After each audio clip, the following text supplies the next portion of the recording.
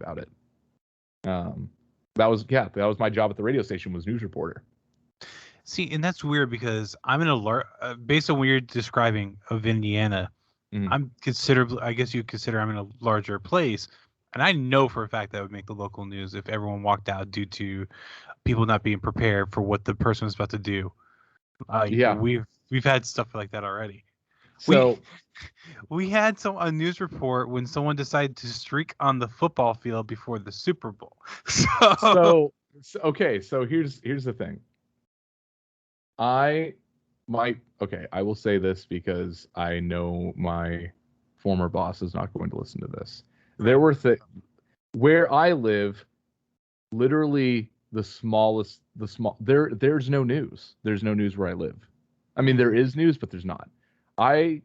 There have been where I live, Du Bois County, Indiana, has had a total of 18 murders since its inception in the 1800s.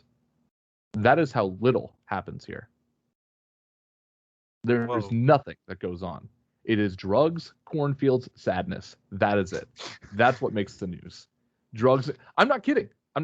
We would run stories of, hey guys, prepare yourself for the local harvest is starting up. So make sure you take your time in the morning. Make sure you wake up early so you can head to work, because those farmers have to be out, and if they're on the roads, they don't like when you tailgate them and bother them. Just be patient.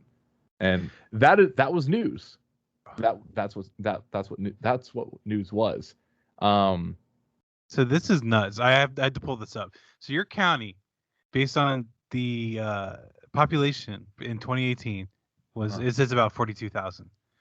The city I live in, just the city, is 60-something thousand, and it's not a big city. So you're looking at the population of the county.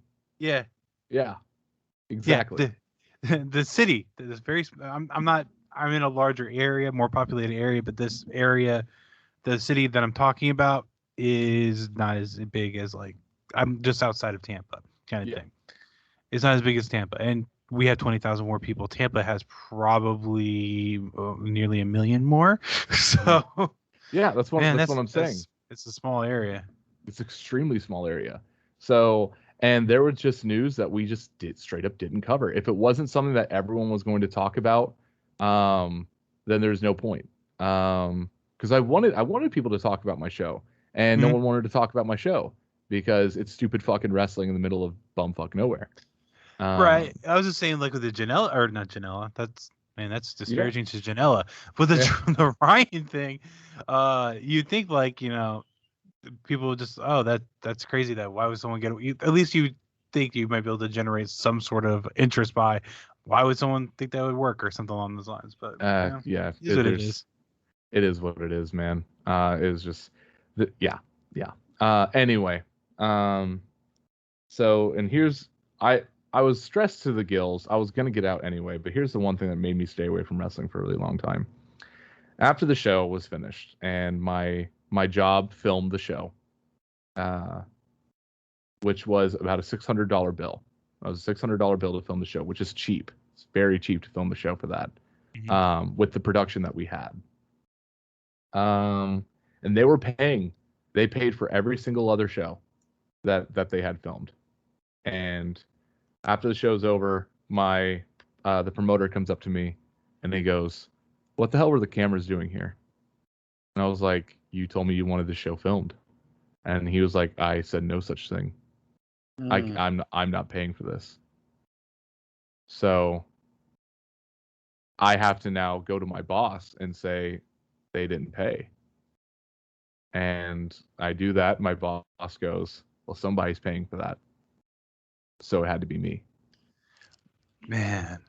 So, see, and that's a negativity within wrestling that you hear a lot about. Yeah. And that was the one thing that I was like, I'm getting out of here. I'm done. I'm done. I didn't want to go. I didn't want to watch wrestling after that. I didn't want to go to shows after that. I didn't want to do anything because that just completely took me out of it. I was still a fan. I've never once in my life was like, I'm done with wrestling. But I was close there. I was close to just feeling, I don't even want to watch this. Like, I don't want to watch Raw. I don't want to watch SmackDown. I'm done. But Yeah, I mean, everyone kind of goes through a phase where they kind of slow down watching. I went through it as well, Mm. to where like the only thing I really paid attention to wrestling was the video games. Played a lot of those throughout my life, but Oh yeah, same here. so when did you get into wrestling? Like, as not like not like you physically doing it, but like started watching it. I don't remember. I Really? do. I remember as a kid. My earliest wrestling memory was watching Biker Taker walk Okay. out on the oval set of SmackDown, like the original oval set. Right. Mm-hmm. I don't remember. I just remember always watching it. I don't remember just being like, "Oh shit, this is cool. I'm gonna start watching this." Like it's always been there. My dad would watch it, my mom would watch it, and my aunt and uncles would watch it. They eventually stopped, and I just never did. Okay. It's just always been there. Um, Yeah, and you would have been after me getting into it. Not, it's just I know for a fact I gotta be older than you at this point. But yeah. I got into it. I remember because I was like 10 years old and it was 1997 WCW. So Mm, that's where I got involved into it. yeah. Uh, I yeah. I was always a fan. I was in like I was like in 4-year-old, 5-year-old soccer. I was in soccer. I was a terrible fucking soccer player. Even like as a little kid, even that I was bad. My family always likes to remind me that I kicked the goal into the wrong goal. I kicked the ball into the wrong goal. Um, and I turned around, lost my fucking mind because I thought I just scored a goal, and I went, if you smell what the Rock is cooking, 'cause Stone Cold said so. Like, like as a little 4-year-old, like my family loves to remind me that that's what I did, and that I always had that. I always had wrestling, and wrestling's got me through some really really tough times. Um, and it's yeah, it's just always been there for me. So there's no reason for me to leave it, even when Raw is fucking shit, and literally that's the only thing on because it's Raw, and then there's SmackDown, and we're in the middle of where there's no draft. It's all just the same thing. So SmackDown doesn't matter, and SmackDown is taped, so you can look at the spoilers anyway. And the only thing that's live is Raw. So you sit there and you watch Raw, and you're like, for fuck's sake, this is the fourth time Kane and Big Show have been out here tonight. And I have stayed, and I will yeah. continue to stay. So, and you kind of answered the question. Besides the soccer, were you in wrestling? Were you involved in sports in like a high school age? No, No. no. Okay. So I was put into soccer by my mom. My love my mom to death. I love my mom to death. My uh but I will always say this about my mom. My mom wanted a Norman Rockwell life and she didn't get it. Mm. Uh, my Mm-hmm. mom wanted a very dashing, handsome young star athlete as a son. She didn't Mm. have that. She had this fucking emo band geek as her son that listened to screamo and classic rock. My mom wanted this belle of the ball cheerleader. Every guy wants her. Every girl wants to be her daughter. My sister's in the room right now. She can't hear me because she's deaf. Uh, Mm. but she got a fucking tomboy that was like, I'm going to go out in fucking short shorts, a dirty t-shirt, a pair of boots, and a beanie, and no one's going to stop me. Like my sister just doesn't care. My sister's Mm-hmm. just a straight up tomboy. She ended up getting the husband in the end, but my dad, my dad got really really bad into drugs, like Mm. really really bad into drugs, and she didn't have that. Like so, my mom was just left by herself, and uh, so my mom would always want me to try out for sports, Mm. and I never wanted to. I told my mom I wanted to sign up for band camp, so she signed me up for soccer camp instead. Like What did that, you want to play? I played trumpet. Let's say so. I just wanted to be in marching band. My cousin was in marching band, and I was a 2011 emo. My cousin like that was my peak emo. Was 2011, 2012, 2013, 2014. That was my peak emo era. My cousin was those fucking 2007 emos. like My Chemical Romance, The Used, like that was her peak, and all of her friends and all of the band geeks that they were emo, and I thought they were the coolest fucking people in the world, and I was like, I want to be like them, so I just wanted to be in marching band.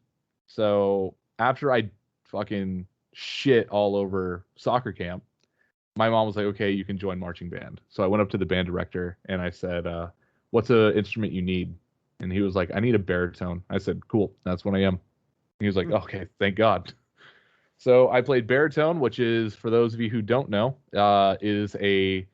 I actually played really a euphonium, but euphonium and baritone always really, they make the same sound. They're made really the same. It's just a matter of how they're built. I played a euphonium, which is essentially a smaller tuba.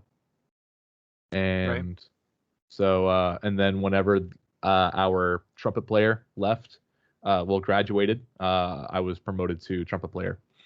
We were such a small band that there was no first chair, second chair, third chair. It was just, yeah, you're a trumpet now. Yeah, it's different because I definitely played sports in high school, but I was part of the goth kids in the early Ah, 2000s. So goth and Juggalo in the early whoop, whoop. 2000s. Yeah, yeah. I had all that stuff in my room. But Hey, I was one of the only guys that would wear like a fuck man, the jeans with the chains on them and oh, like dude, that was the coolest fucking thing to me, in man. like in like 0304 and like a twisted t-shirt with the fishnets and arms and stuff like that. But then we go play basketball after school. So That yeah. was, man. It's funny you say that. I was not that guy, but my friend who could not for the life of him. He's the co-host of my podcast, the Best in the World podcast, Shimer. I don't know if you're listening to this. I'm going to talk about it on my podcast. But Shimer, if you just so happen to listen to this, for the fuck's sake, I know you know this. You couldn't pull off that emo look to save your fucking life. You couldn't. He couldn't. He was my buddy Shimer. Has thick fucking thighs. And just a like and just like he has a normal body, but he has like these thick thighs, but not like muscular thighs, not like big titty goth girlfriend thighs, but he just has like thicker thighs. And he would wear skinny jeans, and he would wear those skinny jean cut off shorts, and I'm like, what the fuck are you wearing? And he has this wavy blonde hair that he tried doing the swoop with, like the emo swoop, and I'm like, no, this doesn't work for you, bud. Like, like I was like, are you gonna straighten your hair? It's like, if I straighten my hair, it doesn't look right. I'm like, then don't fucking wear your hair like that. Uh, But he was that guy. He was that emo kid, um, who would then go play basketball and football outside. yeah, And no, I didn't have long hair back then. I didn't get long hair until I was only a few years ago, actually. I did the spiked hair, but I had the long goatee for a long time before ah, just or for a grocery store we couldn't have it, so I'd like try to braid it. But my best friend at the time, it was weird because we looked like complete opposites. He was the kid that would wear like the dicky pants and the white shirt and skateboard everywhere. He looked like a skateboard guy yeah. completely. But yeah, no, that's funny with I never understood the skinny jeans. They were uncomfortable. See, Never did. I loved skinny jeans as a kid. I was also much smaller. I'm a thicker boy now. I'm a thicker boy, thicker man. Uh, but I was bone thin in high school. Yeah. Well, I was Because I thinner. I went, was definitely I thinner thought in it was high the school. coolest fucking thing. Man, I was I just just I was just built like a football player, and I did not want to do skinny jeans. I used to do the loose. I would do literally, if I was not wearing skinny or slim cut jeans, I felt so out of place because I felt like I